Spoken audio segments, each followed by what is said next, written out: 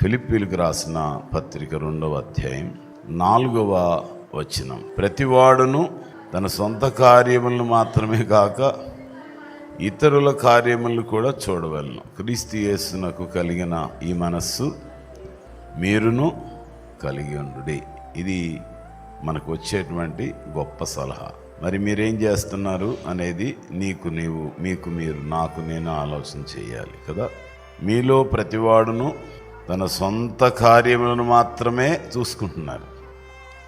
ఇతరుల కార్యాలు కూడా చూడాలి, ప్రభువు కార్యాలు కూడా చూడాలి. క్రీస్తు యేసు కలిగిన ఈ మనస్సు మీరును కలిగి ఉండాలి.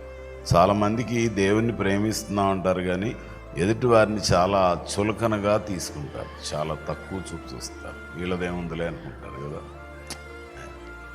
మన దేశంలో సాధారణంగా ఇప్పటి వరకు ఇంకా పోనటువంటి భావన ఏంటంటే ఆడాళ్ళది ఏముందిలే, వీళ్ళు ఎందుకులే అనుకుంటారు. వీళ్ళకి చదువు ఎందుకు అనుకున్నారా, అనుకోలేదా? ఏదో పోన్లేండి అనుకున్నారులే, పోనీ అనుకుంటున్నారా? ఆ రోషంతో మనం పని చేయాలి కదా, రోషంతో పని చేయాలి. ఊరికే మాటలు చెప్పి కోపం తెచ్చుకోవడం కాదు, రోషం ఉండాలి. జెలస్ అంటాం. మన దేశంలో 2%కే ఎడ్యుకేషన్ ఉండేది, ఇంకా తక్కువే. ఒకవేళ చెప్పాలని నేను అనుకుంటున్నాను, మరీ తక్కువ చెప్తే బాగుండదని చెప్తున్నాను. దేవుని సేవకులు వచ్చారు. మిషనరీస్ అంటే వారు ఒక మిషన్, ఒక పనిని సాధించేవారు, కార్యసాధకులు, దైవ కార్య సాధకులు. మిషనరీ అనగానే ఏదేదో అనుకుంటారు. వాళ్ళు వచ్చి యేసుక్రీస్తుని గురించి చెప్పడం కాదు, స్నానం ఎలా చేయాలో నేర్పించారు. చాలామంది ఇప్పుడు కూడా నేర్పిస్తున్నారు సేవకులు మన ఇండియాలో. ఆయా ట్రైబల్స్ మధ్యలోకి వెళ్ళి, కొండల గుట్టలోకి మధ్యలోకి వెళ్ళి ఎలా బట్టలు వేసుకోవాలో ఏంటి ఇప్పుడు కూడా నేర్పిస్తున్నారు. ఏ పరిస్థితుల్లో ఎలా జీవించాలో నేర్పిస్తున్నారు. ఏ పరిస్థితుల్లో ఎలాంటి వైద్య సౌకర్యాలు కావాలో నేర్పిస్తున్నారు. మన దేశంలో అప్పటి నుంచి ఇప్పటి వరకు దేవుని సేవకులు ఇంకా విద్యాభ్యాసం చేయిస్తూనే ఉన్నారు.